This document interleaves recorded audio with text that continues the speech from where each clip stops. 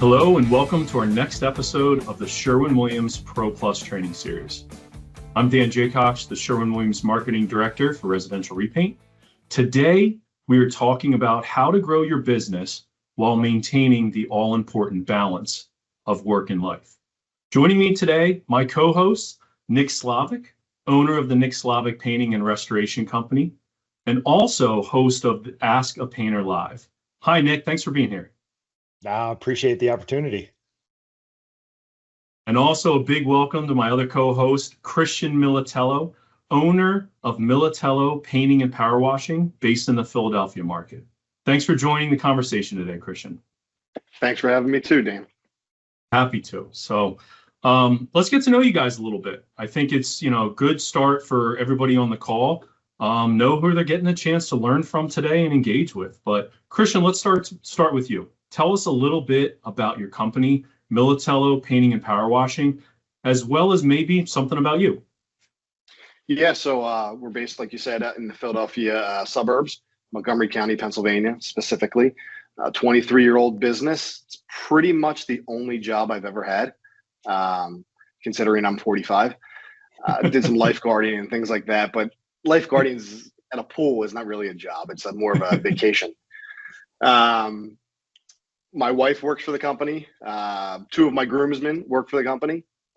We've grown it over the past 23 years. And I think it's been going pretty well. Obviously, there's ups and downs like any other business. And a little bit about me, I enjoy coaching baseball from anywhere from the collegiate level to Little League. Right now, I'm in the Little League days of summer. So that's what I really enjoy. Fun time to be in, and I think as you talk about those ups and downs of the business and 23 years of experience, we're excited to kind of unpack that a little bit today and learn a little bit more about that and share that with some of the people joining us today. Second here, let's jump to Nick. Nick, I know you always have a lot going on. So can you share a little bit about your businesses as well as something about you? Yeah, when you're doing it right, everybody has a lot going on. And I think I'm part of that group. So residential painting business, 25 to 40 employees seasonally in southwest suburbs of Minneapolis, St. Paul, Minnesota. Host of Ask a Painter Live. Actually, this week is the 9th anniversary of that show and brand. I have been broadcasting live every week for 9 years. So I just commemorated that with a little post today.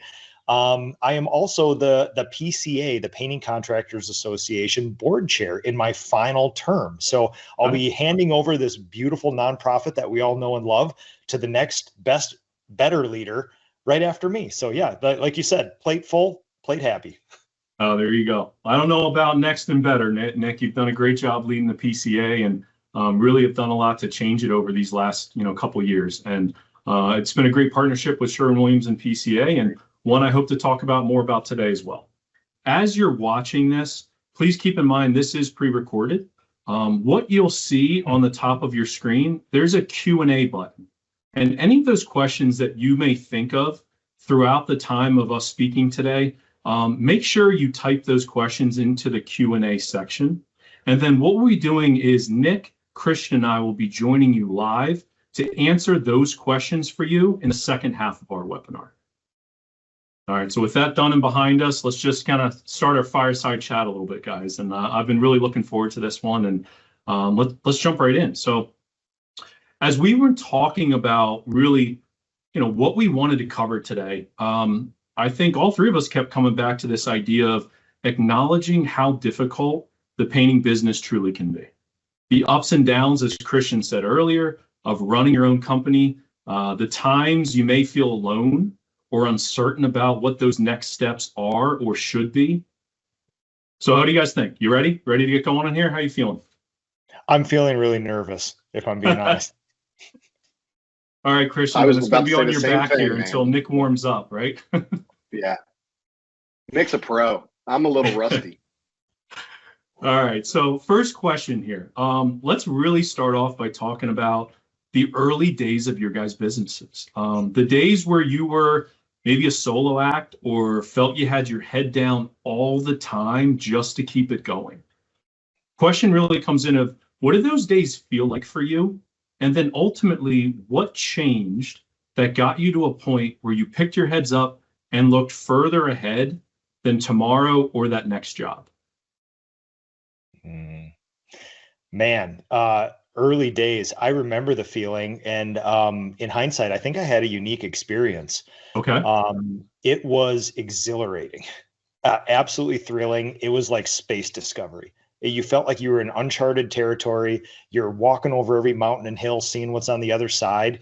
And it didn't have to be like that. I was just not connected with the industry, and I thought that everything I was doing was new and novel. And for me, it was, but for business owners, it was absolutely not new and novel. And so every day felt exhilarating, but in growing and founding and scaling a business, it's great to have a great work ethic and a high pain tolerance and a high, you're not very risk averse. You're willing to take risks.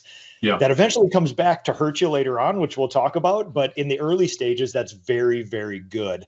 But there's pluses and minuses that come with that. It was exhilarating. It was fun. I had my head down, but my family didn't see a lot of me. So we started entering into that like give and take sort of thing. Yeah, absolutely. So, same question to you, Christian. I mean, any thoughts that maybe there's same feelings or different feelings that you experienced from Nick? Same feelings, different other stuff, right? So it was fun. It was a blast. I made enough money to pay for my friends to go to happy hour. But it was fun, man. I had no responsibilities, like nothing holding me back early in my business. And really, it was about how many hours, how many jobs did I need to complete that week to have some fun on the weekends. I was, 22 years old. And that was a blast, man. Like I didn't know anything about bookkeeping or scheduling or estimating and it was easy. And then you have kids, you get married. And that was kind of the change for me, man, was like, it's time to grow up. I think that's a good thing to call out, right? And I think those early infancies in your careers and your painting businesses, it felt it was much more manageable, right? But I think it also started to get to that point of, all right, well, where do we go from here, right? Where do we, in Christian's phrase here, grow up a bit or take the business to the next step or the next level? What actions did you guys start to take in order to grow your business? So what were some of those points you ran into, or then what were the steps that you took to get past them? Yeah, it was interesting for perspective. And so everybody doesn't think that people like Christian and us just wake up one day, professionalize our business, get a whole bunch of people and move on. I probably did this longer and worst than almost anybody you'll ever know. That high pain tolerance that I talked about before was great for founding and scaling, but it allows you to put up with things you wouldn't normally put up with because you can just make it up with grit and brute force and high pain tolerance. And so honestly, I was in this industry for 25 years before I talked to another painter, joined the PCA, started using my Sherwin-Williams rep as a sort of like tool and an asset to me instead of just a dude who sells me paint. And so that high pain tolerance allowed me to put off what otherwise should have been done much earlier, which is the steps to professionalization.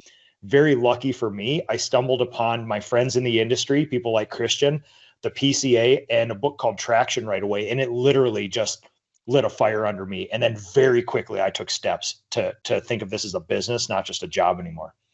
Wow. That's great, and helpful. And, Nick, I know you and I were recently talking, and you brought up a really interesting point where I think some other people may be in the same place on the call today. And you've shared with me that for your business, right about $1 million is where you realized that you kind of, in your own words, became the bottleneck, right? For the growth or for those steps. And maybe, share a little bit about what led you to see that, understand that, and how you got past that so you could grow the business and not stay stuck where you were. Perfect. Secondary example of that high pain tolerance. Well, I can just do the estimating. I can do the project managing, do the office admin. I'll do my own books. I'll do everything else. And you realize that, maybe up to $1 million, $1.5 million, one exceptional human with a high pain tolerance and a good work ethic can absolutely do that. But eventually you get this diminishing returns. And I actually showed you and about 65 other contractors in Ohio, a literal graph that shows my growth curve. And then it kind of levels off the rate of growth slows. And then I unlocked it by getting some more people, and then again, and then it leveled off again. So I can actually show with data, not just feelings, that I literally was the pinch point of my business. And you kind of know that you always hear about delegating, finding other good people and things like that. But when you're faced with a graph that shows you that you are the pinch point and you're literally stopping opportunity, you can't hide from that, right? Yeah. Nick, I think that's really helpful. I mean, the part of thinking about it too, where all these businesses have evolved, right? And in our last episode, we talked about utilizing data. And right there, I mean, you said that helped you unlock and see that you can move forward. So I think another callback for anybody on the call is that utilizing a lot of resources at your disposal, whether it's other people to put your heads together and think it through, whether it's to step back and say, all right, let me really look at my business and not just what's ahead of me, but where do we come from? Where's my growth? Where have we slowed? So Christian, similar question for you. I mean, as Nick talked about scaling or growing or getting into, adding more people to his business, did you experience things similarly in your trends of 23 years, or what was it for you that kind of unlocked for your next steps? Yeah, I mean, for me, very similar story to Nick, only I'm more feelings oriented. I don't know if it comes from a background in sports and managing players on a field, and a lot of it was gut and intuition. And I've been very lucky that it was right. It's like changing the pitcher on the mound when the bases are loaded. Sometimes you strike the next guy out. Sometimes he hits a grand slam off of you, right? Yep. I didn't have the data. I wasn't interested in the data. I just knew that I couldn't do it all myself. One day I looked up at a ladder and was like, I can't climb this 40-foot ladder for the rest of my life. And I still remember it to this day. And then as I hired somebody, I said, I don't want that person to climb a 40-foot ladder for the rest of their lives. So my growth has purely been for the people who work for the company and me wanting them to stay and creating opportunities for them to stay with us. Now, the reason why I grew is because, as you know, my wife, Angelina, and I were together, and I can still remember to this day, too, that she was like, how can you stand not knowing what you make every week? I said, well, I've never been unemployed. I can always go knock on a door and get a paint job. I'm my own boss. But that question kind of lingered, and she slowly started doing the things I was not good at, with paying the bills and answering the phones. And that took about a 2-year process for her to slowly help me out. Right. So one, what was the business challenge you faced? And then how did you face it and how did you grow after the fact? When I think about like the proverbial hero's journey for a business owner, which is number one, for us, it's if I don't paint, how is anything going to get done? Because I'm good at this. And if people don't see me painting, it's that. And then you slowly realize that can absolutely be accomplished. And then you're like, well, if I don't order the paint and talk to the clients, nothing will ever work. How is this going to work if I don't do it? And then you realize you can do that. Same with estimating, same with admin. And then eventually same with general managing or running the operations of your company too. And every single business owner has a different path through that stuff. Some people start off with, I don't want to do any of that stuff. I have a low pain tolerance. I want to get through that. I'm going to hire those roles out, support them. And other people like me fight that the entire way of like, well, I can't ever see this happening. So then you hold on to something maybe longer than you can. So it kind of comes back to like, yes, you can point to the hiring, recruiting, retaining, fostering people, but there's this whole thing in the back of you are still the problem, right? Your ability to just do this, trust a person, support them in the right way every day, like a good manager and boss. And so, yes, technical problems along the way, but you are the thing that determines how fast, slow, good, or bad you walk through them. Christian, turning to you, I know while you love baseball right now and those moments of coaching on the field and being able to say, yeah, I'm going to go coach my son's baseball at 3:00 today, and that's where I'm going to be. Knowing you for quite a number of years, I know that wasn't your thought or story 15 years ago, right? I know that there was this thing of, I can't put this brush down. And so how did you get there? What was your thoughts for the future and the allowing that to come into play for where you are today? Well, a lot of my stuff came out of necessity, as opposed to wanting to give it up, right? So Nick said a lot of things that rung true, and there's many steps along the way for me. And the first one was answering the phones. And even Angela said, hey, they're not going to like me answering the phone. It has to be you. And then it was painting, because I found somebody to paint when I could go do estimates during the day. Well, they're not going to like it if you leave and they go paint. And then I had a salesperson, and they're not going to like it if you, and none of it's been true at all. So a lot of it for me has just been out of necessity to keep that personal life the way I like it, and not budge on my time. And then when I didn't have those, I love baseball. Yeah. Right. When I didn't have games, then I would put in the hours during that time to make up for the time when I wasn't there.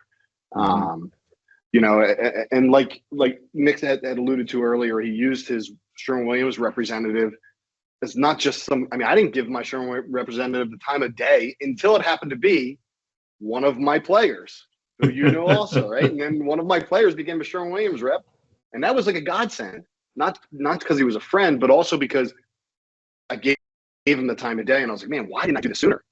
Yeah, there's a lot to say with that, of trusting your instincts. And I think you brought up something there, and thank you very much for allowing the Sherwin-Williams sales rep to kind of enter into your business, right? And I think that is a critical piece that we try to do at Sherwin-Williams is be a partner to your business. Our goal is not just to sell you paint. Like, we want to figure out how to help you.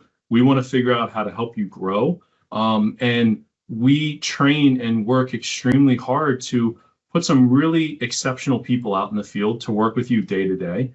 And I know for both of you, when you've opened the door to that, it's worked out well. And I'm hoping for some of the other people out there that maybe we haven't done a good enough job of earning that or engaging with you and becoming a piece of your business. We want to do that. We want to be better partners with you, and we're looking forward to that and that opportunity. I think today's generation is a little different, which is why you see it happen a lot faster. It's not 20-year-old stories like Nick and I. Yeah. Nick, you were having a lot of head nods there. Anything else that he was kind of saying that rang true, or just, I remember that. I've lived that. It's the same thing. It's like, our entire industry sees, and this isn't unique to Sherwin-Williams, but this is unique to other, our industry has sort of like a myopic sort of view of everything, which is Sherwin-Williams. All my interactions is I buy paint from them, and I come into contact with the price and all this other stuff, but that's not a unique relationship. Most of our industry sees other painters as opposition, as the vendors as opposition, the clients as opposition, their family as opposition, holding them back from potentially getting these goals. And it's that, taking a whole step back from all the technical stuff. It's like, that is the limiting factor of all this stuff, is sometimes just changing your mindset to, this is not a human standing in the way of success. This is a human who literally wants to help me if I just allow them. And you start taking that stance towards other people in the industry, other painters, vendors, your family, just people and your life changes. But that's man, I was not raised that way. I was raised in that old early 1900s trades version where just grumpy old dudes and everybody's the enemy. And I'm angry and I'm sad, and you go through life that way. And man, like Christian said, that takes a long time to overcome, man. Yeah. People are way more open to have a conversation, to share their successes, to do things like this, and not just look at each other as competitors, but look at each other as plenty of business out there for everybody. How do we raise the industry? How do we professionalize the industry? You talk a lot about, Nick. And I think that's what's exciting about right now. So for the people that are watching that feel they're alone on an island, or feel that they're new to it, and they're maybe hesitant about joining or talking to somebody like you, I'm going to put you on the spot here, Nick. I think maybe getting something into PCA here, maybe having some people reach out, like maybe connecting with you or me afterwards, and seeing if there's a way to get our arms out and around them to join an organization that is open to the betterment of the profession and the inclusion of a lot of people in this painting industry. So what do you think about that, President Nick Slavik? Well, I was just going to tell him, I was going to give Christian's personal cell phone out and just have We everybody could do call that Christian. too. I don't know if he'd be open to that or not, but no, listen, I mean, this is literally, I wrote about this morning with the advent of Ask a Painter, the 9-year anniversary, my 18-year anniversary coming up with the business. I realized that when you go back to those major points of inflection, Ask a Painter would not exist without the PCA. All my friends, Christian, my cohorts in the industry, I would not be connected to any of this without the PCA. And I literally, like I was saying before, 25 years I spent in this industry thinking everything I experienced was unique to me and I had to have a new and novel way to solve it. And I got dragged into the PCA. I had no idea what it was by a friend, a mutual friend of ours, Christian. And he kind of remember the day. He kind of opened my eyes up to be like, dude, this is what professionals do. These are not the enemy. You don't have any secrets. And in fact, you might be saved by these people here. We are insanely great coding applicators in this industry, right? We are insanely bad business owners on a whole, statistically. And the entire industry, including Sherwin, has shifted their time and money resources to making better businesses, because that is the pain point in our lives. And that's what we're talking about here. We're not talking about oil primer versus alcohol shellac-based primer. No. Most of us are pretty good with that. The struggle is this, the work-life balance, the growing a business, your purpose in life, and things like that. Both of you have built impressive painting businesses that have really outlasted, those industry standards, right? You've been in business successfully longer than that. And I know both of you have gone through many seasons in your successes. We've talked about that today, but what I'm really curious is now, have you guys found the way to strike the balance between work success and that home or life success? Yeah, initially, when you go down the path of work-life balance, initially, my wife was a great partner in all this, where she said, no weekends. And I was like, oh, fine, we won't work weekends anymore, right? And then it took additional humans outside of my wife to help me really stay accountable to that. Like, I fought it tooth and nail about, well, what if this has to get done? This is an existential threat to us and our family. What if I don't do this? What if I don't work those hours? And then eventually, it took a series of humans to hold me accountable to some promises of 7 to 5, Monday through Thursday, nothing in the evenings, nothing in the weekends, and then people to help you with those goals. And it's been really good, but boy, nobody's fought it longer and harder than I have. It's just not my natural instinct. So I put it off about as long as a human can. Yeah. Christian, what about you? I mean, what's really helped you strike that balance? Maybe with coworkers too. What's it been for you? Yeah, I mean, look, to be real, I still struggle with it. Mm-hmm. And it's Angela and I working together, right? When she gets up in the morning, hops on the computer, it's work, and it should be family time. And we struggle with that still. I have never given up what I have a passion for. And it just happens to be a sport, right? When I step onto that field, my phone was off, not off, but it was in my bag. And then now recently a watch, because we all get notifications of that. And that feeling of just not being bothered and everything being okay, as I say it right now, it's probably what I need to think about more. I need to take that feeling of being on the field in different aspects of my life. Yeah, and I think what we both got to, all three of us, when we were talking, was this idea where you both recognize that you can be better for your businesses because you step back from them, right? And you can kind of collect yourself and you can get yourself focused and balanced. And in those times, you come back the next day or you come back the next week and you're better for it. And I think that's a call out for a lot of people.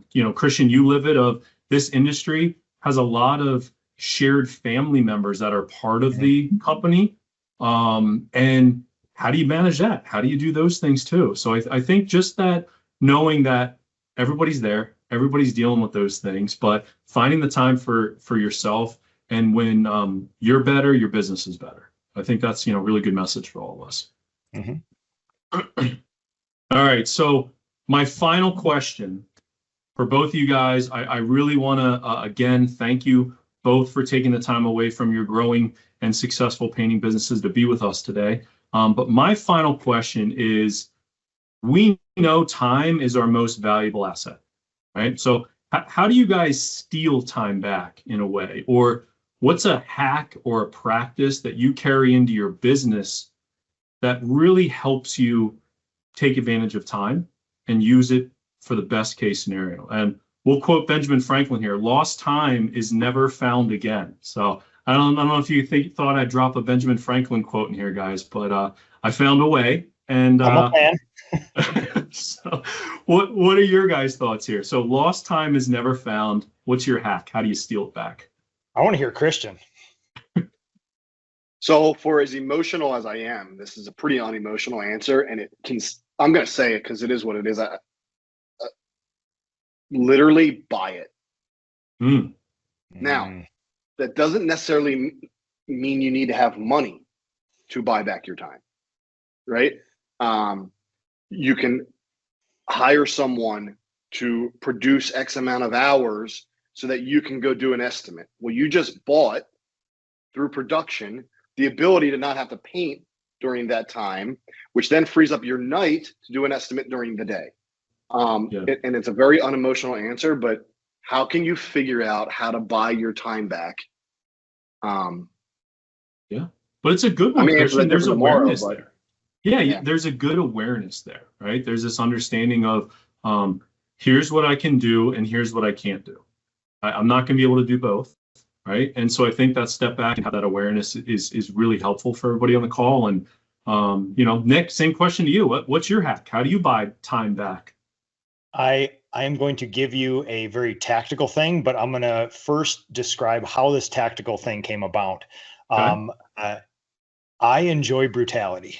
I enjoy people telling me, this is what's wrong with you. This is what you're not doing well. What are you going to do about it? And that jazzes me up. I mean, that lights a fire under me. So my wonderful wife, Toots, many years ago said, why are you working so many hours? Like, there's other people who seem to be doing better than you that work a lot less. And that was exactly what I needed. That's a challenge. Yeah. Yeah. It's simple. Somebody with a high pain tolerance can just crush hours. You can just work 17 hours a day and get 8 hours worth of work done in 17 hours. And you can sort of like trick yourself into thinking that busyness is productiveness, and it's not. Right. So to me, that was that, knife through the heart of, you're absolutely right. That's exactly what I needed. I need to do 17 hours of work in 8 to 10. And that's how I just need to be better at this, right? And I couldn't look myself in the face. I couldn't look my wife in the face and continuing doing that after she made me feel like that. And it was exactly what I needed. Now, the tactical thing to get your time back to go from 17 to 10, 4 days a week is now this. I keep a notebook. And for every week, I open that up and there's a left page and a right page. I write down all the things that I need to work on this quarter over here. And then I pick 3 of those a day and move them to the right side. And I write those 3 down. And every single one of those 3 align with my quarterly goals. Every one of my quarterly goals align with what I understand to be my passion in life, so that when you get this close to your piece of paper, and your face is right here, you don't have to guess, is this moving me closer to my goal or not? I know it is, because I put all the thought in here. I just have to pick 3 of these things and I'll constantly be moving towards my goal. 3 things of the 18 that need to happen that add up to a quarter goal, a year goal, and then fulfill your life purpose. So I've never been more productive, and I've only accomplishing 3 to 5 kind of like seemingly non-important tasks a day, but over a long time horizon, they add up to something really great. Yeah. I think, Nick, I love that answer. And I think, for people on the call, that costs no money, right? Outside the cost of a notebook, but to sit down and say, where do I want to go? What are the steps that I need to get there? And end of the day, look myself in the mirror and be accountable to that. And I think that's really helpful to say, am I wasting time, or am I on the path that's helping me achieve where I want to go in a successful way? And am I owning that time instead of losing that time? So I think both of you. My answer? Can I change my answer, Dan? No, I'm kidding. No, I'm staying true. No. That's why Nick set you up there. He's like, I want Christian to go first. He felt confident in his response. No, they're different, right? It's good for people to hear different things, That's right. And like I said, Nick and I are different. We've got different paths, different passions. but also similar. You know, Yeah, it's good. no, that's why I was so excited to get both you guys on this call while, literally other sides of the country here, but also kind of what is your first step? To me, from the outside looking in, feels to start for a different reason. And I was hoping that was coming through with the people on the call today, that they could kind of see like, hey, maybe I'm more this way. Maybe I'm a little bit more feelings. Maybe I'm more tactical and planning and action oriented based on these steps, and having people like Nick's fine looking himself in the mirror and saying, hey, like, tell me what's wrong. Tell me what's wrong, and I'm going to dig down and fix that tomorrow, right? And Christian, you're taking those steps forward to better the people that are around you. And they're both admirable and they're both impressive, which has led to where you both are in your careers, and you continue to thrive. Nick, Christian, any parting words? Please, guys, floor is yours. Man, I will say you have no secrets. You're not alone. There are tens of thousands of people out there willing to help you. Can you just walk over and say hi and be a good human to them, and it'll change your life? Whether it's a Sherwin rep, whether it's a PCA, whether it's Nick or Christian or anybody else, can you just do that? That's a simple thing that can change a life. Yeah, man, most people don't bite. So, and they like sharing their stories. People enjoy sharing their stories of pain for whatever reason. And people in this industry that are around these organizations enjoy helping somebody else so they don't have to have the same pain. Helping, like, people are just generally good people. Yes. And instead of going in with judgment, make it after the fact, right? Assume everyone's a good person and trustworthy, and if they break that, then you got some stuff to work on. But until then, man, lean on somebody. Double dog dare you. Make a friend in the industry. It'll change your life. That's right. Well, hey, from myself, Nick, and Christian, just want to thank you all for your time. I know it takes a lot to pull you away, to dedicate this time to thinking about your business in a different way. And we're really excited to answer those questions coming back next. Thanks a lot. We'll talk to you soon.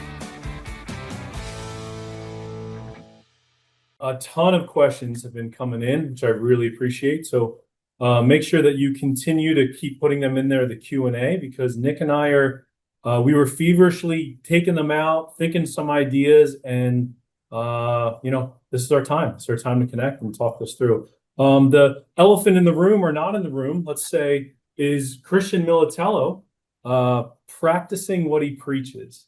Very wishes he could be with us today, but his sons, as you heard him talk about in here, he's very engaged with baseball. They are in the championship game of states for this afternoon. So practicing what he's preaching. So all the best to Christian and his sons as they're playing this afternoon. But that leaves Nick and I. So we're excited to be here. And Nick, did they get you going about some of these ideas and a lot of things to be chatting about here on the second half? So guilty pleasure is literally just rapid fire answering all these questions. I love the randomness. I love the directness. I love the succinctness that I have to answer it in. Man, I could do this for hours, man. This is so fun. Well, I was going to say, I'd start getting in there, and then you already ripped through a couple of them, and I was like, hey, this is the expert. I'm leaving it to ask the expert, Nick Slavik. You got a heavy lift today. Let me take care of that. You run the webinar. We got this together. Good partnership. This is fun. So, I think a lot of these really, really popped up. As Nick said, he fired off a ton of those answers back to you, but I want to pull some of these up for live. Hopefully it generates a little bit more conversation for the people on the call, or even, back and forth here, Nick. So for everybody, let's give you a thank you. As a thank you for joining, if you text your zip code, so your zip code that you live in, to 72468, we're going to send you $10 off, $50 off your next purchase, just as a thank you for spending a little bit of time with us this afternoon. So again, text your zip code to 72468 through Sherwin-Williams, and we'll text right back on your phone with a 10 off 50 option coupon for you. So Nick, I want to start at a place that I think a lot of questions were coming through. Patricia asked about it. Scott asked about it a couple times, but this idea of what's the best way to get leads to pull yourself out there, like small budget wise, right? And even, things that they're doing or trying, but everyone's asking me, how do I get a lead, and what's a good lead? So to you with that one. And then I also had some marketing stats here I'd like to throw out to the group too, of some homeowners that we spoke to. So what's your part here? Data. I love this. So I know it. About 2 years ago now, 1 year ago, heavy 2 years ago, I sensed a change in the market. And coming from a PCA national and using some data from you guys, you're always so ready with the data and perspective. And you're a huge professional company. Collaborating with you, we realized that something was changing. And the thing that was changing now in hindsight, we know, is that we were not declining into a recession. We were going back to normal from an ultra irrational high of COVID. So what you were feeling is maybe lack of leads is not us descending into a bad economy. It's us coming back to normal. That's my impression of what's happening now, which makes marketing one of the most important things on earth, because we've been on a 15-year run where leads were plentiful. Most of us do not remember a time where leads were hard to get. Labor has always been hard to get, and it waffles between those. Having said all that, that's why this is so important. Number one, you can solve problems with time, with money, or with both. When you're a young company, you have an excess of time. I would use your time, not your money. If you're a large experienced company like me, you got to use both. And in fact, we've put in more effort marketing as a percentage of what we do than just money. We don't just shovel money at the deal. So the obvious ones, if you need leads right now and you don't got an extra pile of cash, get on social media. You got to have a Facebook page, you got to have an Instagram page, a Google listing, and a website. Those things are all basically free, or $20 a month for a website. Just hammer those things. Put as much posts, 2 to 3 posts a day. Stay active, answer all the stuff. And then honestly, the thing that people don't want to hear, pick up the phone, call every single person you know, and ask them if they want a free estimate. That's what we do. Nick, I love that. 2 things you said I'm going to piggyback off of. First one being that, you talked about just picking up the phone and engaging with previous customers. We've looked at those, as you said. We're quick with the data. We like to do the best we can to partner with all of the painting companies that are out there. And a recent study that we polled 1,400 homeowners.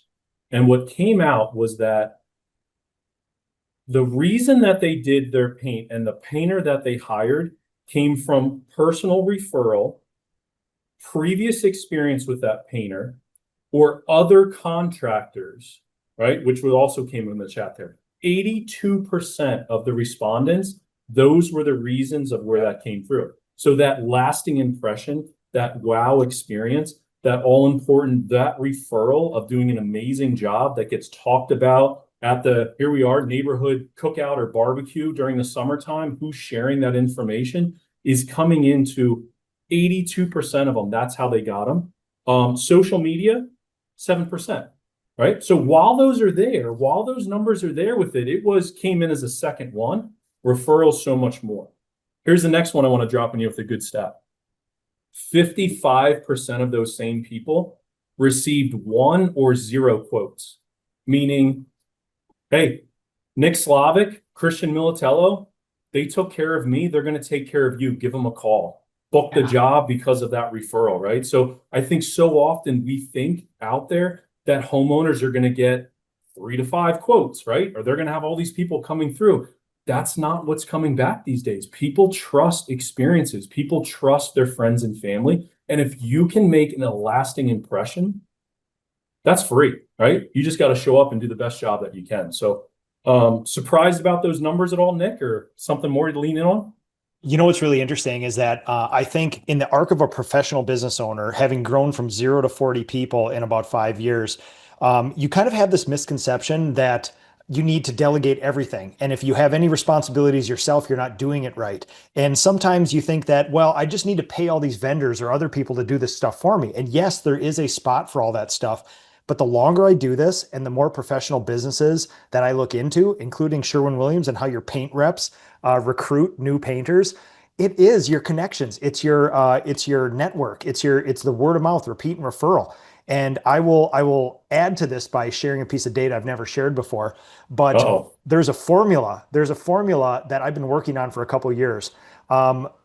It's a graph of business growth and word of mouth accumulation. And when I've looked into thousands of businesses in the United States, I realized that for every year that you are alive and in business and doing really good work, you can accumulate about $100,000 worth of word of mouth, repeat, and referral, depending on how you do that. So what I found in most businesses is year one, 100 grand. If you're in business for 10 years, you can do $1 million worth of word of mouth, repeat, and referral, but it takes about 10 years of good, solid work. And that's another data point to that thing about networks and the trust that goes into all that stuff. So same thing, if you're in business for 30 years, you can probably do about $3 million worth of word of mouth, repeat, and referral. But most people would like to professionalize their business quicker than 30 years, you know? Yeah. Well, to that, Nick, of, making friends and making those networks, there's a lot, right? I know about some of the things came in their chat about connecting with handymen, connecting with other partners that are out there. Believe it or not, hey, there's painting companies out there. Some of them get too busy, they pass it to other painting companies, right? They want to keep feeding each other in those times. So I know you answered it briefly in the chat, but give us a little bit more about how to join the PCA, why it's so beneficial, and how you think that this can really help people continually grow their painting business. I mentioned it in the first part, but I was a lone wolf selectively, and I spent 25 years without collaborating with other people. And when you take a look at the curve, a graph of my life, the data to the feelings, you realize that it hockey sticks. And one very important inflection point is the time that I really got involved with my Sherwin-Williams rep. I really got involved with the Painting Contractors Association, and I looked at other painters as friends and collaborators and not the enemy. And that unlocked everything to me, new mindset and everything else. And so one of the PCA, it's a 140-year-old nonprofit. It is the lighthouse for the best servant leaders and master craftspeople and big business owners in the nation. Sherwin-Williams at a national level partners with us to an extent where you guys have an executive on our board of directors to help us with the vision and strategy of this beloved 140-year-old nonprofit. So we're leveraging all that data, all that experience you guys have to build better contractors in the industry. And seriously, I can't say it any more succinctly. The unlock in my professional career was literally joining the PCA, collaborating with those in the industry. Everything changed after that. So where do they go, Nick? How do they join the PCA? What's the best way? I know we joked about giving out Christian's phone number today, but how can people out there that are searching for a group, where should they go? Exactly. So do what's easiest for you. If you want to get a hold of anybody through this webinar, anybody through Sherwin can direct you to them. You can get a hold of me. You can trip over me on social media. You can email me, nick@nickslavik.com. You can go to the PCA's website, pcapainted.org. You'll know the logo. It's on there. If you have any questions, I am the board chair. I am here to personally Sherpa you through this sort of thing. And I just saw Sherwin, you guys were nice enough to post the link right in there. That can't make it any easier than this, guys. Perfect. Thank you for that. I think we had one that came in. I wanted to pose to you, Nick. This idea of when things get slow, how do you resist that urge to jump back in and do the work yourself, right? Instead of it, like, what do you do? How do you just say, this is my path, this is my commitment, I can't keep going backwards? So what is your tip of advice? Yeah, I want to say two answers to that. Number one, I want to give you permission to jump in if you're a very small business and you need to jump in, right? But you're talking to somebody who jumped in up to 2.2 million when a barn needed to be scraped and I had 30 people in the field, right? And that was not helpful. So I would say, generally speaking, if you have 1 to 6 employees and revenue is a little tight and things like that, you need to jump in and you need to contribute. At a minimum, if you have 4 painters or less, you should be working in the field 100% of the time. It's a math problem. We're not going to get into it now. Anything over 6 painters, you need to be kind of growing through that trough. The first goal should be $1.5 million. Until you hit 1.5, you should solely be dedicating yourself to fostering your people, getting clients, getting labor, and the core functions of the business.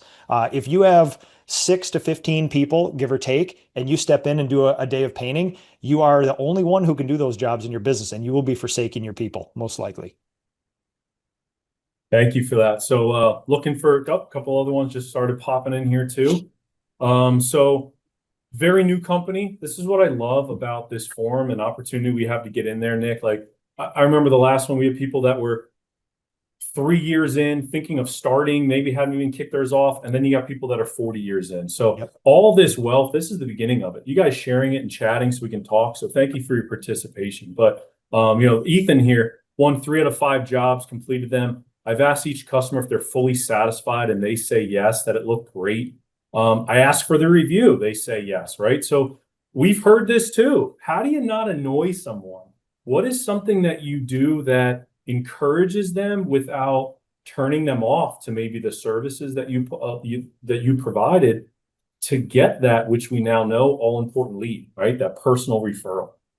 Dan, you brought me here for one reason, data and feelings. The feeling is, why won't these super happy clients Right. give me the reviews that they said they were going to do? Guess Right. what, man? They're busy. The transaction has ended. They have given you money. You have given them paint. And to them, it's not a high priority. The data for this is we are going to do between 500 and 600 jobs. Best case scenario, we're going to get 100 reviews, doing a pretty casual sort of thing. So I would say a 10 to 20% success ratio with people doing them is actually really, really good, give or take.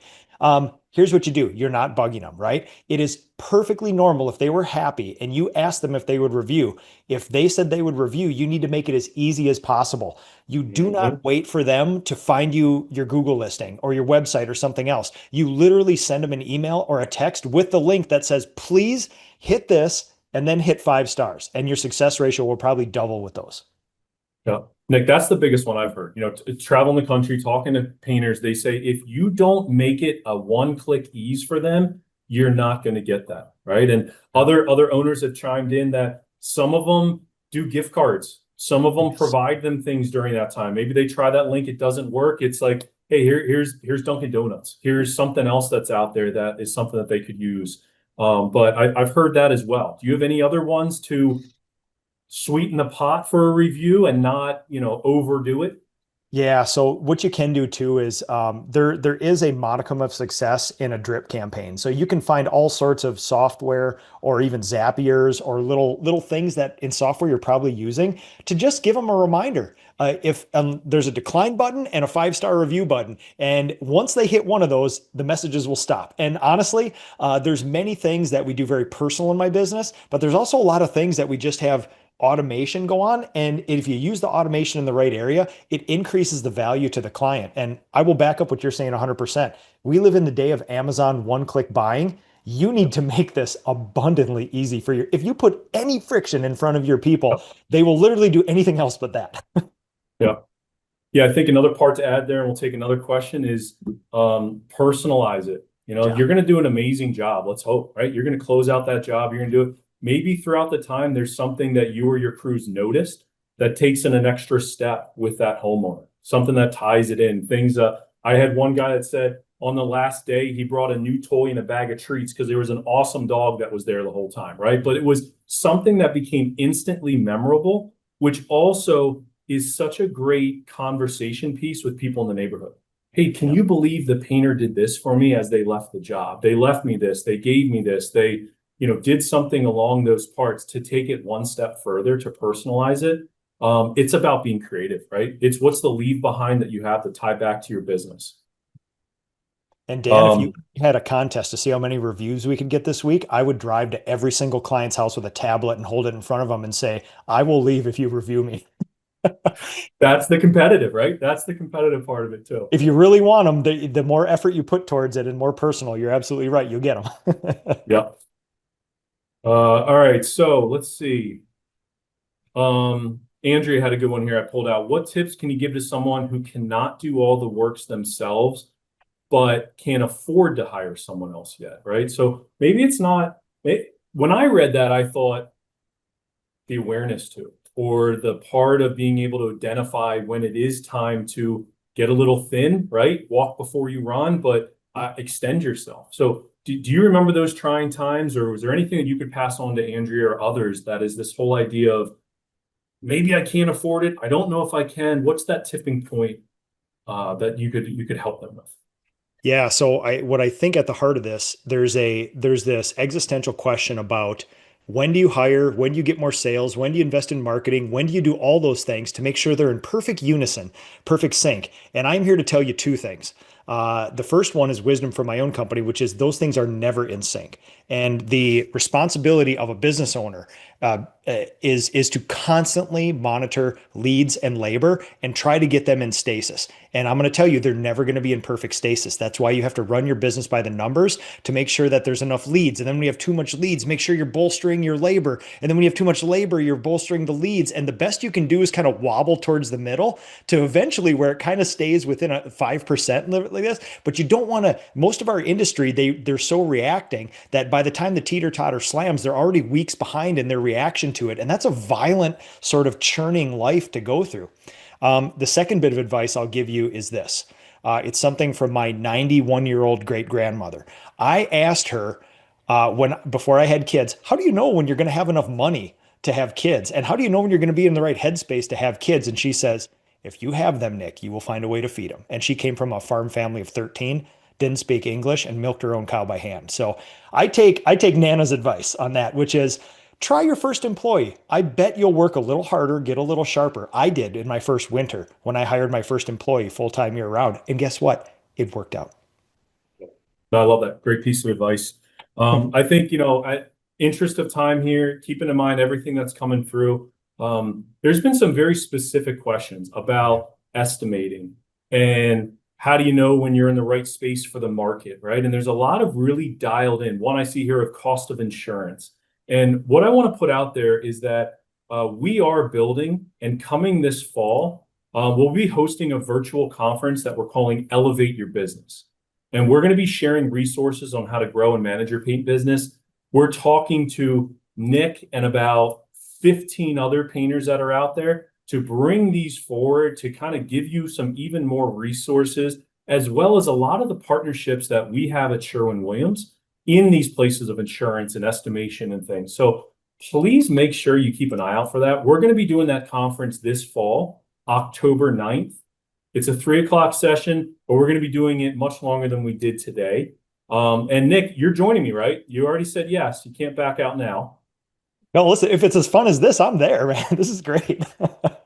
So Nick will be there as well as some other people. So please make sure that you check that out. Again, October 9th, it will be a virtual conference, a little bit more in depth on these tools and resources that we have, and really picking the brains of a lot of painting professionals like yourself. So I just want to give a big thank you to everybody on the line. Huge thank you to Nick for your expertise, and a big shout out to Christian. Hopefully his boys are doing well today, winning that baseball game. And we look forward to talking more about him in next time around. So Nick, pass it to you. Any parting words?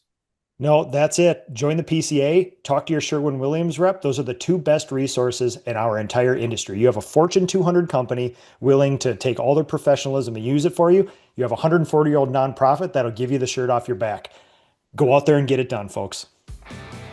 Well, thank you all so much. We really appreciate your time. We appreciate your business, and we look forward to greater partnerships. Thanks a lot from Sherwin-Williams and Nick Slavik. See you next time.